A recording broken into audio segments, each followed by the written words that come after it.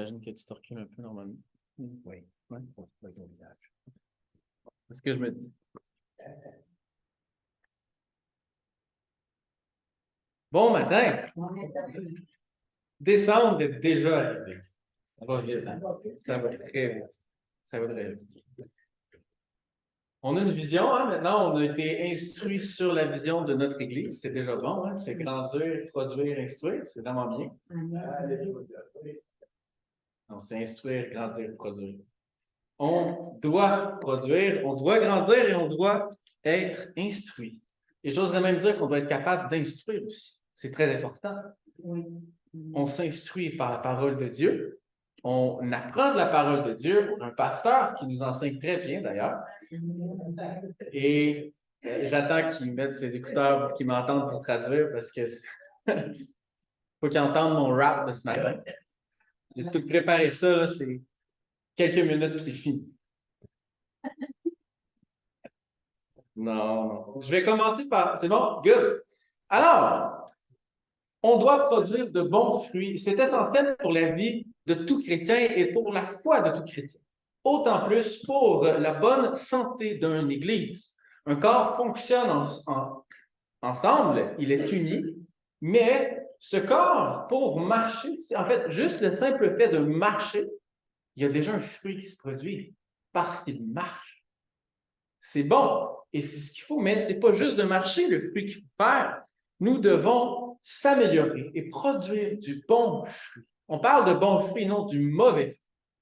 Et le pasteur a mis beaucoup d'accent là-dessus et c'est très important. On doit aller de mieux en mieux, de meilleur en meilleur.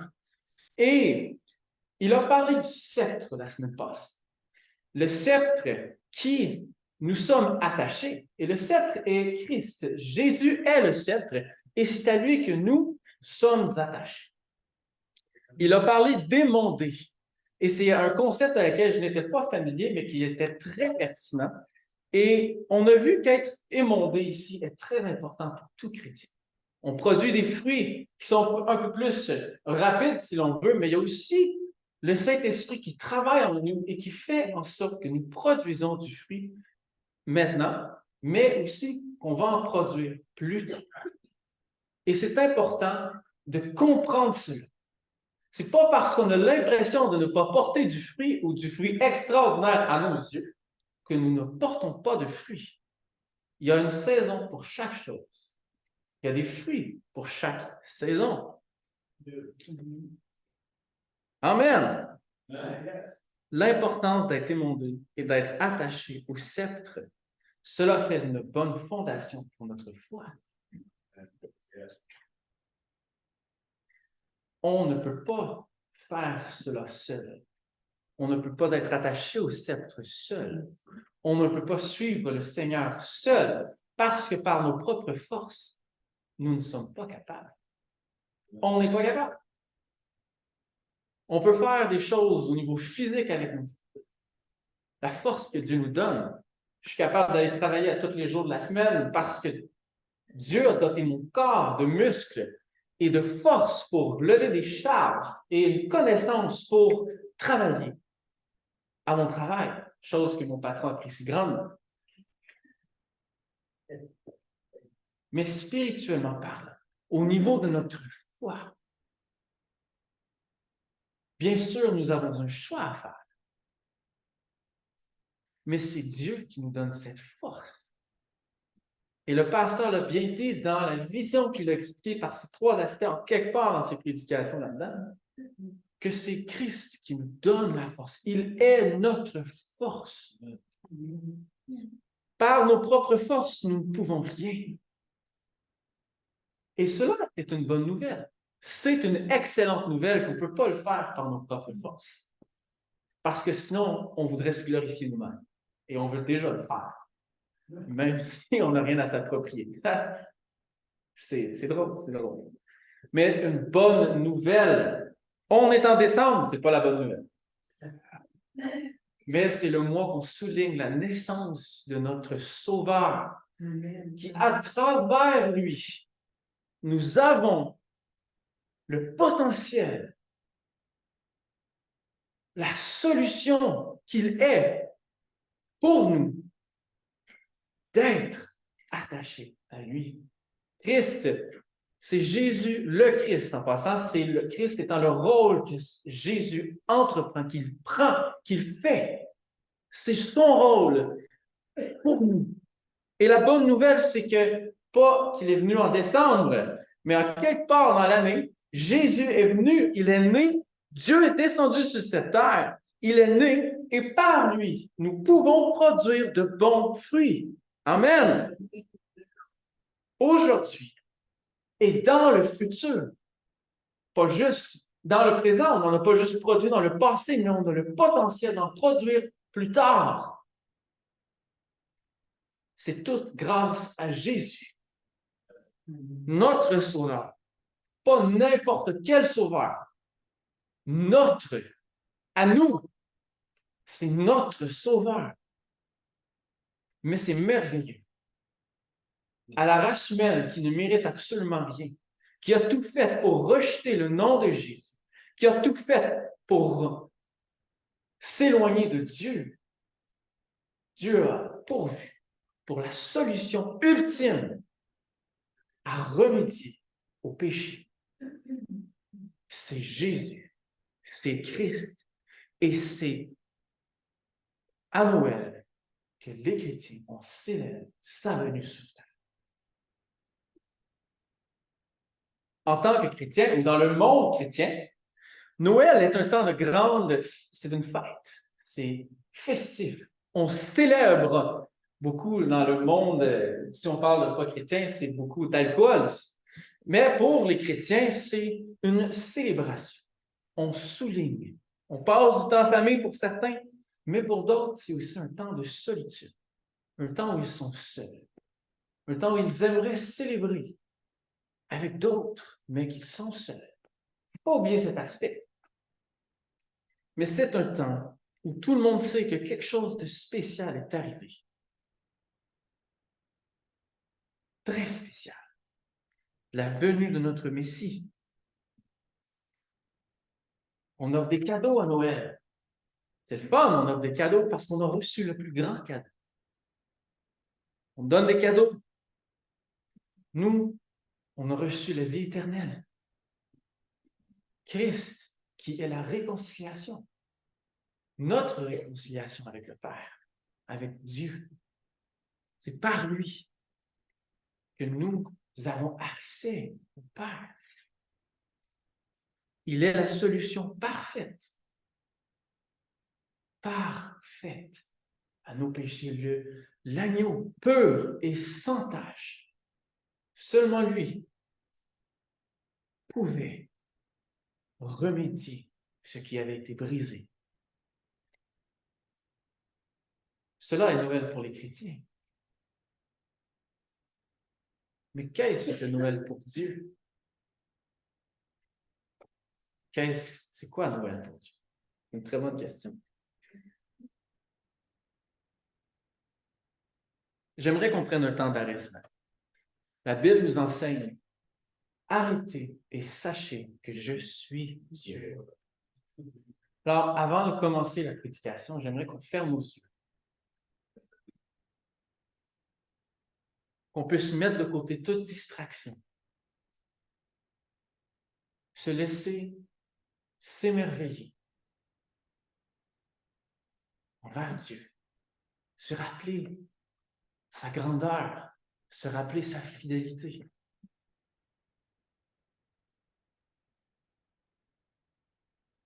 Se rappeler tout ce qu'il a fait pour nous.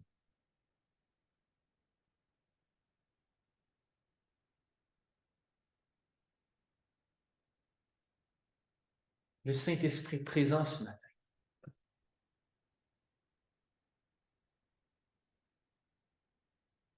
Laissez-le entrer, laissez-le glorifier Dieu par des mots que vous ne pouvez même pas, de manière avec les mots que vous ne savez pas exprimer. Nos mots ne sont que trop petits pour s'émerveiller devant Dieu, pour comprendre à quel point il est grand, à quel point ce qu'il a fait est énorme.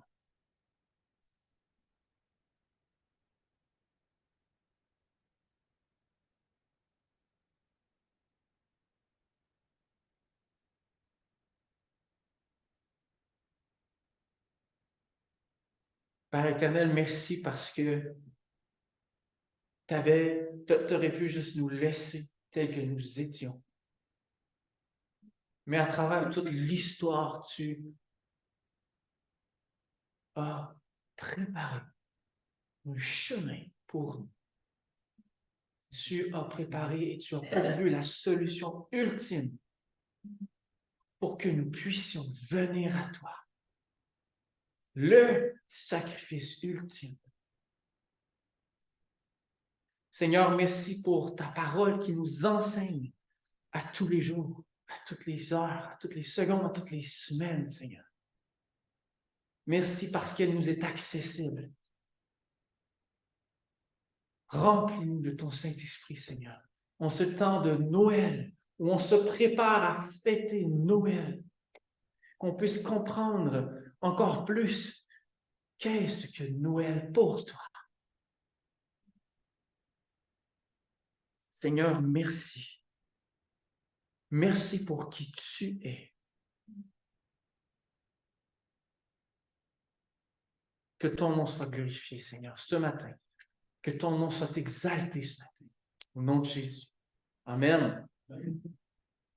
L'aspect sur lequel je vais me pencher ce matin, c'est la joie. Par la naissance de Jésus, on voit une grande joie qui se propage. On la voit avant sa naissance et même après sa naissance. Et pas à n'importe qui. Dieu choisit. Dieu a propagé sa joie.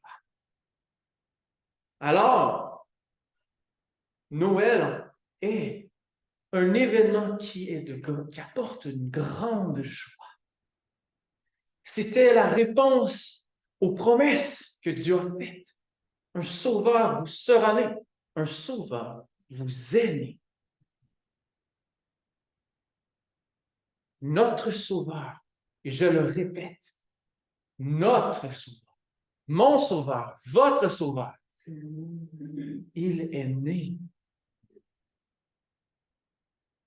Allons dans le premier passage, dans Luc chapitre 1, versets 39 à 45. C'est Marie. On parle, il y a plusieurs personnages, il y a Marie, Zacharie et Élisabeth. Et c'est Marie qui rend visite à Élisabeth ici. Et Élisabeth est enceinte. Et elle ne sait pas que Marie est enceinte. Tout ceci se passe avant la naissance de Jésus. Alors, verset 39. Dans ce même temps, Marie se leva et s'en alla en hâte vers les montagnes, dans une ville de Juda. Elle entra dans la maison de Zacharie et salua Élisabeth. Dès qu'Élisabeth entendit la salutation de Marie, son enfant tressaillit dans son sein et elle fut remplie du Saint-Esprit. Elle s'écria d'une voix forte, « Tu es bénie entre les femmes, et le fruit de ton sein est béni. Comment m'est-il accordé que la mère de mon Seigneur vienne auprès de moi?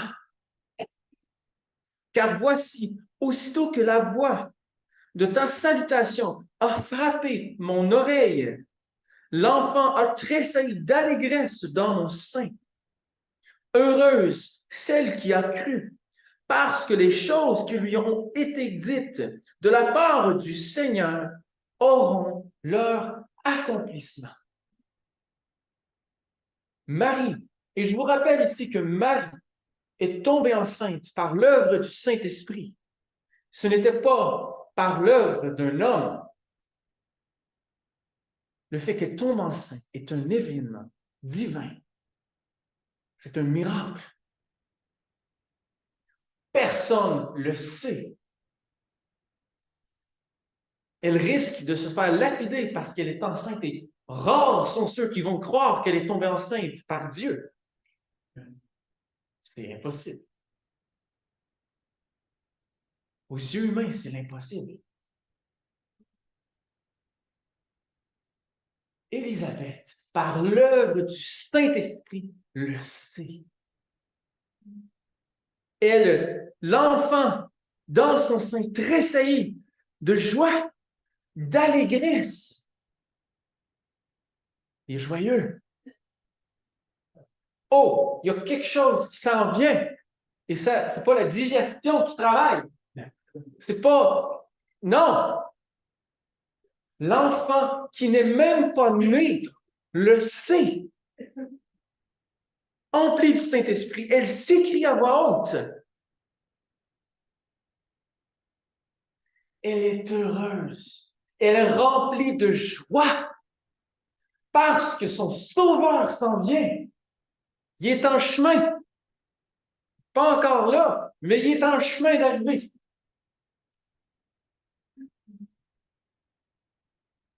Un miracle avait déjà été produit. Et encore un plus gros miracle s'en vient. Des années de ministère vont s'en venir, des années de croissance. Jésus est arrivé en tant que bébé, il n'est pas né un homme.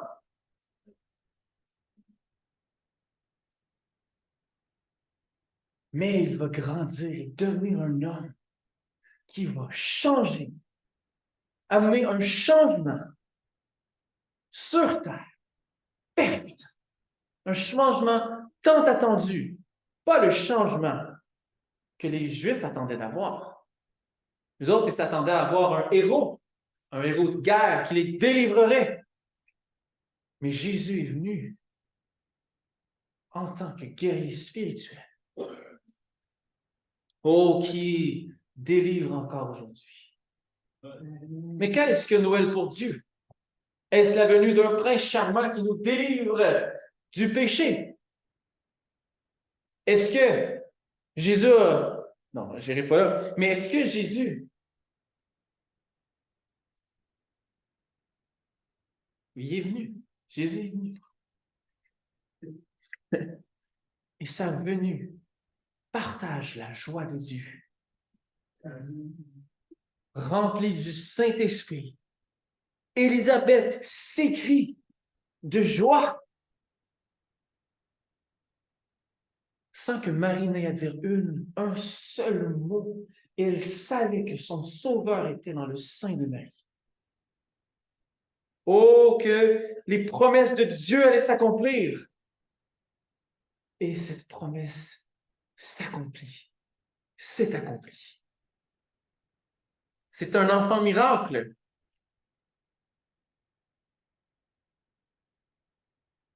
Donc, alors, je tourne la page. Amen. C'était un enfant miracle. On ne pourrait rien faire si ce n'était pas de Jésus qui est venu sur terre. On ne pourrait rien faire.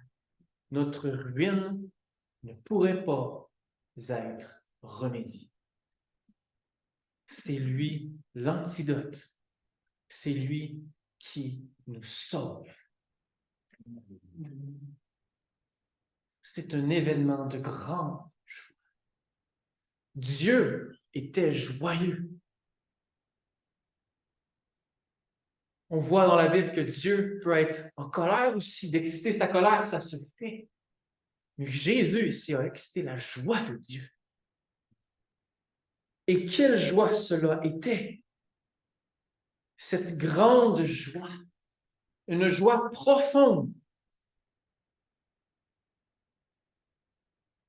Est-ce que c'est possible de croire que la venue de Jésus dans le monde était un événement qui était attendu de la part de Dieu aussi?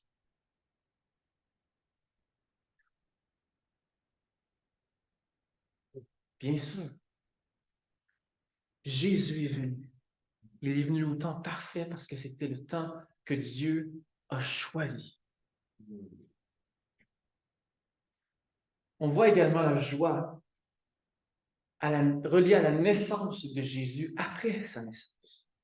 Vous pouvez tourner dans Luc chapitre 2. On va lire versets 8 à 20. C'est l'histoire des bergers.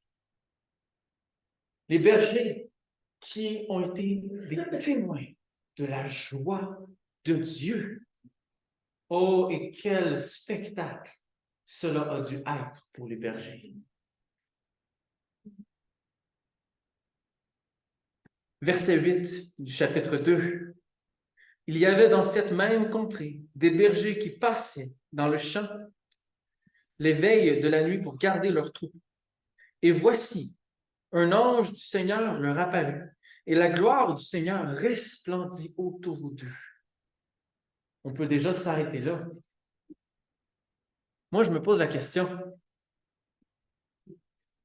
c'est quoi? La gloire du Seigneur resplendit autour d'eux.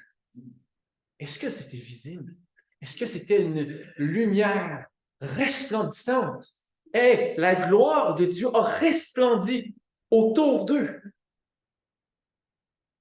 Sa gloire. Wow! Ils furent saisis d'une grande frayeur. Quelque chose qui s'est passé parce qu'ils étaient effrayés. Il y a une frayeur qui était présente. Mais l'ange leur dit, ne craignez point, car je vous annonce une bonne nouvelle qui sera pour vous, pour tout le peuple, un sujet de quoi? De quoi? Un sujet de grande joie. Pas une joie standard. Non, une grande joie. C'est qu'aujourd'hui, dans la ville de David, il vous est né un sauveur qui est le Christ, le Seigneur. Et voici à quel signe vous le reconnaîtrez. Parce qu'à première vue, tous les bébés se ressemblent. Ils ne savent pas marcher, ils ne parlent pas, ils ont faim. Mais ils vont le reconnaître. Verset 12. Et voici à quel signe vous le reconnaîtrez. Vous trouverez un enfant emmailloté et couché dans une crèche. Et soudain, il se joignit à l'ange une multitude de l'armée céleste, louant Dieu. Une multitude de l'armée céleste. C'était visible. Une multitude de l'armée céleste. Imaginez-vous, une multitude de l'armée céleste se retrouve devant vous. Allez, on tombe en bas de notre chaise, c'est un méchant. Sur un méchant temps. Louant Dieu et disant, gloire à Dieu dans les lieux très hauts et paix sur la terre parmi les hommes qu'il agrée. C'était la louange de l'armée céleste de Dieu qui chantait, qui glorifiait Dieu. Wow! La fête est partie. La naissance est arrivée. La grande joie est arrivée. L'armée céleste de Dieu est descendue sur terre pour louer Dieu.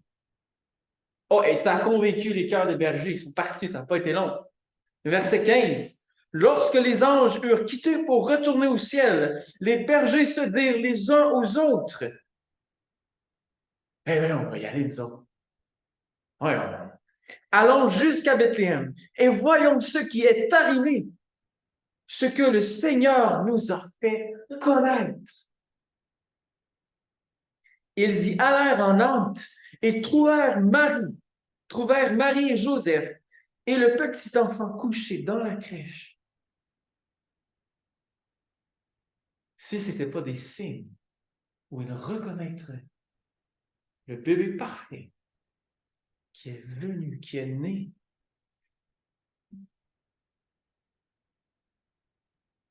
ça aurait été une autre histoire. Imagine, tu ne sais pas les signes, mais tu y vas, tu trouves un bébé, tu ne sais pas si c'est le bon. Ouh! La fumée serait sortie des oreilles de plusieurs. Ils se sont pressés d'aller voir le Messie, leur sauveur, qui était l'accomplissement des promesses que Dieu avait faites tout le long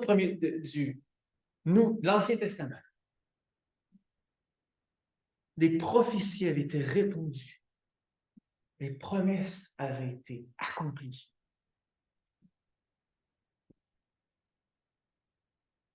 Ils trouvèrent Marie-Joseph et le petit enfant couché dans la crèche. Après l'avoir vu, ils racontèrent ce qui leur avait été dit au sujet de ce petit enfant. Tous ceux qui les entendirent furent dans l'étonnement de ce que leur disaient les bergers. Marie gardait toutes ces choses et les repassait dans son cœur. Et les bergers s'en retournèrent, glorifiant et louant Dieu pour tout ce qu'ils avaient entendu et vu, et qui était conforme à ce qui leur avait été annoncé. C'était conforme à ce qui leur avait été annoncé. Voilà un Dieu qui, encore une fois, accomplit ses promesses.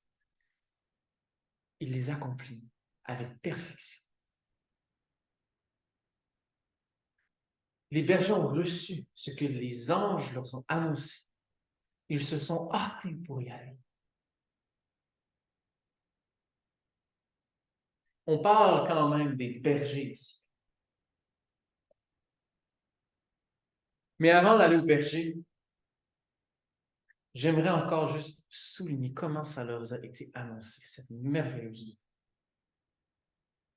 On a de la musique à tous les dimanches et ça ne se comparera jamais, mais jamais, à ce chant que les anges, que l'armée du Seigneur a chanté au berger. Si je pouvais retourner dans le temps, je pense que j'aimerais ça voir cet événement.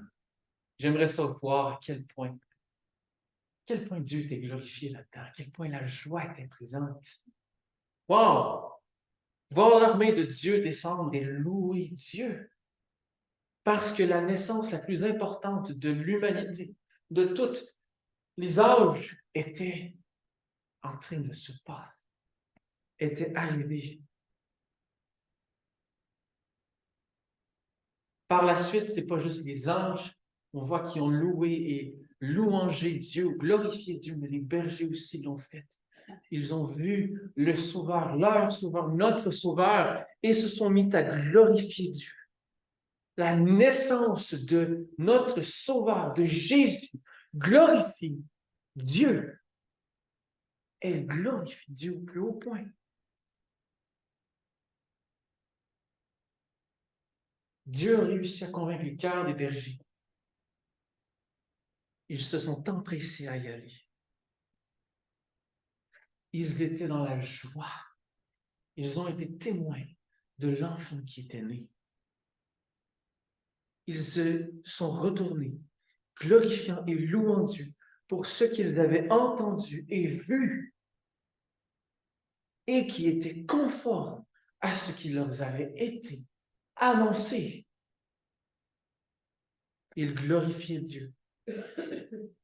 Ils le glorifiaient de tout leur cœur.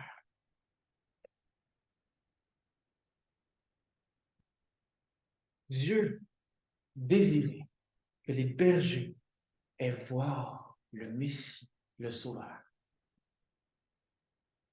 Je ne suis pas prêt à dire que Dieu a envoyé ces gens juste pour convaincre les petits bergers. Là. Allez-y, là. Allez glorifier, allez être des témoins que Jésus est venu, là, que votre Sauveur est arrivé. Là. Non. Dieu s'est glorifié au travers de la naissance de son Fils. Il s'est glorifié. Dieu partageait sa joie. Il se glorifiait. Et ce qui s'est passé dans le cœur des bergers, c'est que les autres l'ont loué. Ils l'ont glorifié aussi. Et c'est la même chose qui devrait se passer, qui doit se passer dans nos cœurs. Nous devons glorifier Dieu.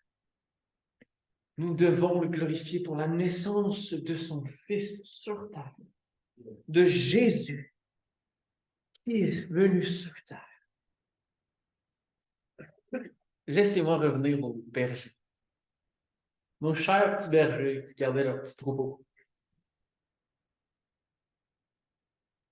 À cette époque, en fait, les bergers n'étaient pas les plus reconnus, les plus regardés, si on veut, au top du top. Là. Non. Les bergers, ils se trouvaient toujours à l'extérieur des villages. Ils gardaient le troupeau, ils protégeaient le troupeau des agneaux qui viendraient manger les loups ici. Ils les protégeaient, leur troupeau, ils les protégeaient.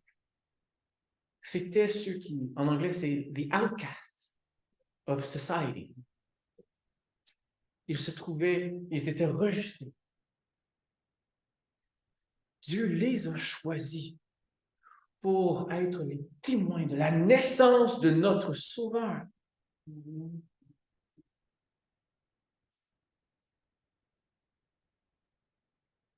Je me demande des fois ce qui se passait dans leur tête. La tête des bergers, ce n'est pas les plus instruits non plus. Ce n'est pas les plus instruits, mais Dieu s'est présenté à eux. Et mon doute qu'ils ont dû avoir des questions qui se passent dans la tête. Qu'est-ce qui se passe? Je ne comprends pas ce qui se passe, mais la gloire de Dieu se resplendit alentour de nous. Mais c'est quoi ça? Je ne comprends pas. Je capote. Même l'homme le plus instruit aurait capoté à ce moment-là. Mais de ne pas comprendre ce qui se passe. Un ange se met à parler. Là, comme une multitude d'anges commence à chanter. C'est une autre sorte de fumée qui sort des oreilles. C'est pas parce qu'ils sont en colère, c'est parce qu'ils ne savent pas quoi penser. Le cerveau est cool. Dieu a été les chercher. Dieu n'est pas venu. Jésus n'est pas venu pour ceux qui sont en pleine santé. Il est venu pour les malades. Et Jésus va le dire plus tard. C'est pour ceux qui sont en besoin qu'il est venu.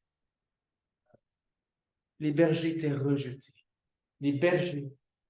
En fait, c'est pas parce que les bergers étaient toujours à l'extérieur et rejetés ici que leur témoignage ne valait rien. Au contraire, il faut croire que le témoignage que les bergers avaient par rapport à la naissance de Jésus, leur sauveur, notre sauveur, l'accomplissement de toutes les promesses qui ont été dites dans les années avant, les siècles avant, à propos de Jésus, se sont accomplis à ce moment présent. Et c'est les bergers qui en ont témoigné les premiers. C'est pas parce que tout le monde te rejette, nous rejette, ou rejette une certaine partie de la population, que Dieu ne les valorise pas, que leur témoignage n'est pas valide. Dieu a été les chercher. Et les bergers ici, dans les versets choisis, on ne voit pas si les bergers ont amené leur troupeau. On ne voit pas s'ils ont juste laissé leur troupeau et ils sont partis à la course. On ne le voit pas. Je sais qu'il y a une série qui est sortie, c'est The Chosen, et là-dedans, dans cette série, les bergers, ils quittent le troupeau puis ils s'en vont voir Jésus, le bébé. Mais on ne voit pas dans la Bible s'ils ont abandonné tout en arrière. Ça aurait été beaucoup plus long s'ils n'auraient pas abandonné les petits moutons. Là. Mais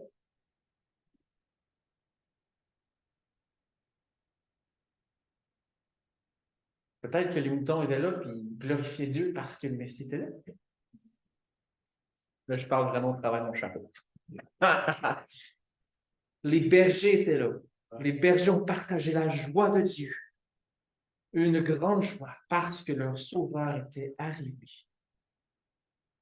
On parle d'une fête, on parle d'un événement de grande joie qui suscite une joie énorme, pas juste grande, mais une joie qui surpasse une joie qu'on peut comprendre. Pour que les anges de Dieu descendent et célèbrent et glorifient Dieu parce que le party était pogné bien solide aussi. Oh, la joie était présente. Il n'y avait pas question que l'événement se passe sans que la joie se répande. Dieu est fidèle à ses promesses. Il était joyeux. Par Jésus, plus tard, qui serait sacrifié pour nos péchés, on obtenait notre accès au Père. Elle était réconciliée. Voici deux choses qu'on peut faire en cette saison de Noël qui est importante parce qu'on ne célèbre pas le temps des fêtes. On célèbre Noël, la naissance de notre Sauveur. Dieu a célébré. Il a même envoyé ses anges sur terre pour célébrer. Quel événement cela a été? Nous, on choisit de le célébrer le 25 décembre. C'est un moment où les cadeaux sont en dessous de l'arbre, où on monte un arbre de Noël, même si j'aime pas le monter, l'arbre. Mais comme ma femme dit, mon Dieu, que c'est beau, des cadeaux en dessous de l'arbre. Oui, ma femme décore l'intérieur, c'est pas moi. Mais peu importe la manière qu'on décide de le faire, célébrons. Essayons de célébrer. Pas juste essayons, mais célébrons au maximum qu'on sait le faire. Parce que c'est ce que Dieu a fait à la naissance de Jésus.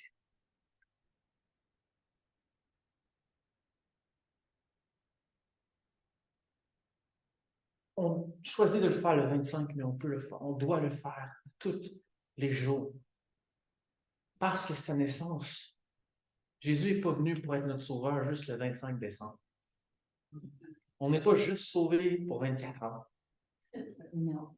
On est sauvé tous les jours de l'année, toutes les années de notre vie. Lorsqu'on a accepté le Seigneur Jésus comme notre sauveur, c'est notre sauveur. C'est pas juste le sauveur d'un petit bonhomme qui se trouve Sylvain Mokmouk. C'est notre sauveur. Il est né. Il est venu sur terre. On doit célébrer comme il se doit. C'est pas la naissance de Joey.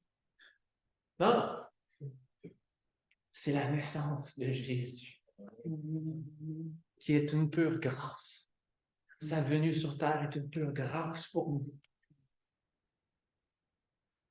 Par cette célébration,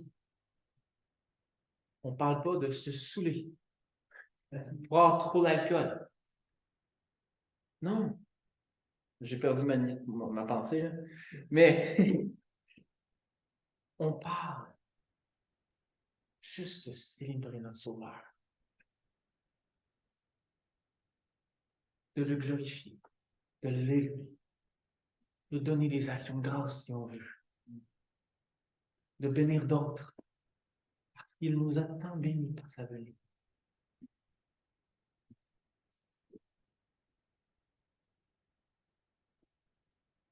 Jésus,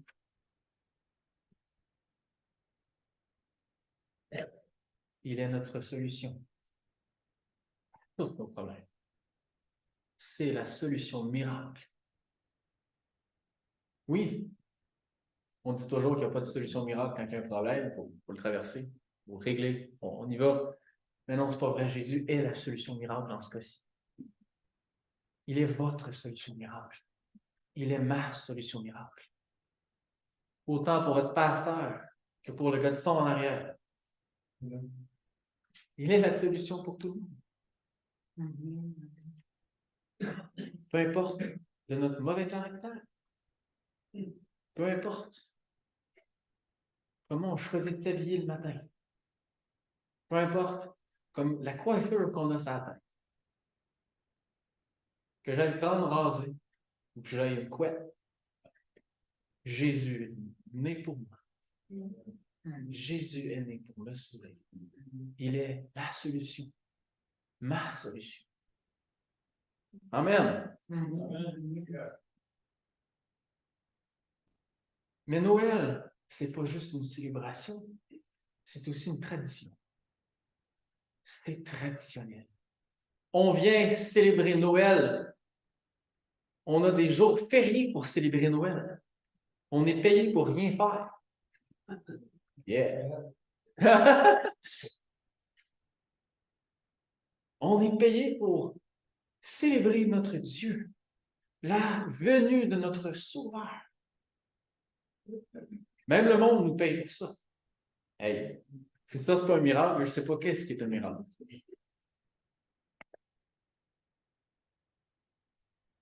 Mais quand c'est une tradition, c'est facile d'oublier pourquoi on célèbre Noël. C'est vraiment, vraiment simple. On oublie pourquoi on le fait. J'ai entendu une histoire, et désolé pour celui ou celle qui me l'a conté, parce que c'est sûr que je vais la massacrer un matin. Parce que je ne me rappelle pas les détails précis, mais je me rappelle vraiment la belle fin qui naît avec l'histoire. C'est l'histoire d'une famille qui fait du jambon à chaque Noël. Puis la mère le montrait à la fille, et la fille le montre à ses enfants, et ainsi de suite, et ça va de génération en génération. Et à un moment donné, la jeune femme qui est mariée à des enfants et qui veut faire du jambon pour Noël, la tradition, c'est qu'on coupait toujours chaque extrémité ou une partie du jambon, peu importe, qu'on finalement on jetait et qu'on faisait rien avec parce que puis on le mettait dans le four, puis le jambon devenait prêt à un moment donné pour le manger. Mais là, cette jeune femme-là s'est demandé pourquoi on coupe les deux bouts du jambon? Parce qu'il me semble que ça, c'est de la viande, c'est bon, on peut le manger. C'est qui lui a enseigné? Ben, c'est sa mère. Alors, on voit sa mère, elle donne ses questions, elle dit le pourquoi, je comprends. Là, la mère, elle dit, ben, c'est quoi, j'ai pas une réponse à te donner, je sais pas, moi, ma mère me l'a montré de même, c'est comme ça que je l'ai fait. Puis je me suis pas plus posé de questions. Ah, OK. Puis là, elle dit, ben, va voir ta grand-mère, elle doit avoir une réponse pour ça. Ah, OK. La jeune femme, elle va voir la grand-mère, puis là, écoute, elle pose les mêmes questions, elle donne le scénario, puis là, je comprends pas. Puis là, OK. La grand-mère, regarde, pas plus de réponses pour toi. Moi, tout, ma mère me l'a montré de même, puis c'est comme ça que je l'ai fait, puis je n'ai pas posé la question. Bon, OK. Là, chance que son arrière-grand-mère est encore vivante. Elle dit, va voir ma mère, va voir ton arrière-grand-mère, puis c'est elle qui me l'a montré. Elle doit tout de bien avoir une réponse, ça te donne. OK. Puis elle y va, pogne son courage à deux mains en espérant finalement avoir une réponse, parce que, bon, les deux bouts de jambon, il me semble qu'ils sont bons à manger pareil. Puis là, on va voir l'arrière-grand-mère, puis là, l'arrière-grand-mère, elle dit, ah, mais oui, je sais pourquoi. Elle vient de trouver la réponse. L'arrière-grand-mère, elle dit, écoute, la raison pourquoi je coupais les deux bouts, parce que sinon, il ne fitait pas en moi. Parce que sinon, le jambon, il ne fitait pas dans le four. Il n'y aurait pas de jambon pour nous. Alors, c'est un peu comique, mais elle aurait pu juste continuer, puis couper les deux bouts de jambon, puis dans le fond, jeter des bons morceaux de jambon, puis pas se poser de questions, puis juste le faire comme ça. Parce que traditionnellement, c'est comme ça que ça fonctionnait. Mais aujourd'hui, on mange le jambon complet. Ah, et voilà. Mais c'est la même chose pour Noël. C'est facile de célébrer Noël sans pour autant se poser la question. Donner des cadeaux aux enfants. Wow, c'est le fun de voir la joie dans la face des enfants quand ils reçoivent un cadeau pour Noël. Ouh, c'est cool. Mais est-ce que Noël, c'est juste donner des cadeaux à des enfants pour donner un sourire? Non. Non, c'est pas juste de donner des cadeaux. Pourquoi on donne des cadeaux? Il faut s'en rappeler. La Bible met l'accent sur ça, met l'accent sur la raison pourquoi on célèbre Noël. On célèbre Noël parce qu'on a reçu le plus grand cadeau que Dieu a jamais donné. Ben, en fait, c'est l'événement le plus grand qui s'est passé, un des événements le plus grand qui a pris place toute l'histoire de l'humanité, la naissance de Jésus. Ça vaut la peine de célébrer. Ça vaut la peine de célébrer cette naissance, de célébrer Noël. Mais peut-être pas pour la même raison que la tradition le dit. Jésus est notre cadeau de Noël. Notre cadeau ultime de Noël. Et c'est quelque chose qui doit être enseigné à nos enfants. C'est important. Quand on avait le 25 décembre, on avait un souper, toujours un souper de Noël chez mes grands-parents. Et ma grand-mère nous disait toujours, et on en a fait un jeu à toutes les Noëls. C'était le premier qui disait Jesus is a Christmas gift. Et le dernier, ben, il n'y avait pas vraiment de punition, mais c'était le dernier à l'avoir dit. Mais parce que Jésus était notre cadeau ultime. S'il n'était pas venu sur terre, on ne serait pas sauvé aujourd'hui. Le salut, on ne l'aurait pas aujourd'hui. Merci Seigneur pour cette naissance miraculeuse qui s'est produite il y a bien longtemps, mais qui nous donne aujourd'hui l'assurance que nous allons voir notre Dieu un jour et qu'on peut vivre chaque jour avec son aide parce que nous avons été réconciliés avec notre Père. C'est correct de fêter Noël tant qu'on se rappelle cela et qu'on partage cette joie parce que Dieu l'a partagée et Dieu veut qu'on la partage. C'est un événement de grande gloire, de grande joie. Si on ne le partage pas, cette joie, c'est parce qu'on n'est pas joyeux lors de Noël ou que notre joie est mal placée. Notre joie vient de Jésus qui est né à Noël. Peu importe c'est quand dans l'année. Amen.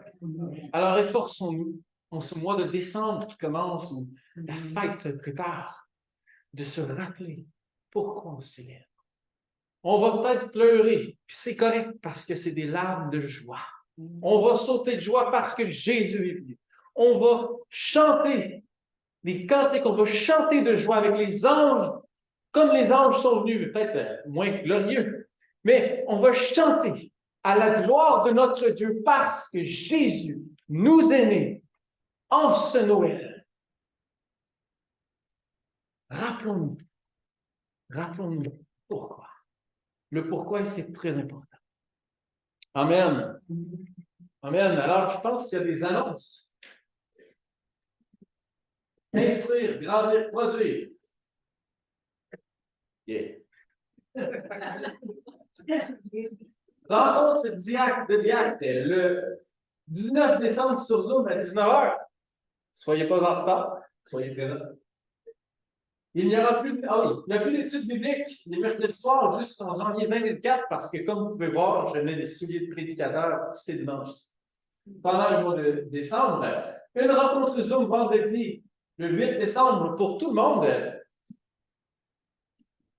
Oui, alors, je prêche les 3 premiers dimanches de décembre et le titre de la série, c'est quoi Noël pour Dieu? Nous débuterons la nouvelle année par un temps de jeûne de prière et les dates sont du 15 au 24 janvier 2024. Et pourquoi 10 jours? Parce que les disciples ont prié 10 jours entre le départ de Jésus et la Pentecôte. La bonne nouvelle là-dedans, c'est que le jeûne n'est pas pendant ma fête. Non, je ne peux pas manger de gâteau. Non. Merci Seigneur, parce qu'on est capable de jeûner.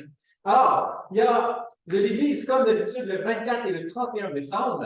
On va même avoir des musiciens en avant. Alors, on va pouvoir louer ensemble et se rappeler pourquoi on célèbre Noël. Le 17 décembre, il y a un dîner de Noël après l'Église. Et tout le monde sont les bienvenus. On est tous invités à donner une contribution monétaire pour couvrir les coûts. Et ça va être bon. Yum, yum. Yum, yum, for my tummy. Amen. Alors, merci Seigneur pour les dons qu'il donne à tous et chacun. Parce que c'est comme ça qu'on a un repas de Noël. Et les hommes, après, vont devoir se faire la vaisselle. Je vais être là, mais juste comme support moral. Amen. Alors, on va prier et ensuite, on va terminer la matinée. C'est une bonne question, ça. Sur les, vous pouvez donner en fait les dons, juste si vous prenez des enveloppes, vous pouvez juste marquer spécifié pour le dîner de Noël. sur les enveloppes ou juste vers la cuisine, on va le rapatrier vers pour le souper de Noël. Si c'est par événement Interact, juste mettre une petite note, il y a une place pour mettre une note, pour mettre la note pour cuisine ou pour le souper de Noël. Il y a juste marquer le montant à côté et ça va nous permettre de savoir où le placer, les dons monétaires que vous faites pour le souper de Noël. Oui, Jeanette. Oui. C'est vrai, il y a aussi une autre option, merci Ginette. Il y a une petite boîte qui dit merci pour vos dons et elle est beige avec les motifs dessus et vous pouvez mettre vos dons là-dedans aussi. C'est vraiment à votre disposition. Il y a plusieurs manières. Vous pouvez choisir la manière qui vous convient vraiment. C'est vraiment à votre guise. Et y avait-il autre chose? Si tu oublies quelque chose? Non? Perfecto? Good. Alors, Seigneur, merci. Merci pour cette matinée. Merci pour qui tu es. Merci parce que tu es notre cadeau de Noël, Seigneur. Et que ce cadeau de Noël puisse, que nous puissions le transmettre à d'autres, pas parce qu'on a le pouvoir de le donner, mais qu'on a le pouvoir d'annoncer que c'est le cadeau de Noël pour d'autres personnes comme nous. C'est notre cadeau de Noël. Alors, Seigneur, merci. Bénis cette semaine qui s'en vient, qui va se dérouler, et que ton nom soit glorifié dans tous les aspects de nos vies cette semaine. Au nom de Jésus. Amen. Bon dimanche.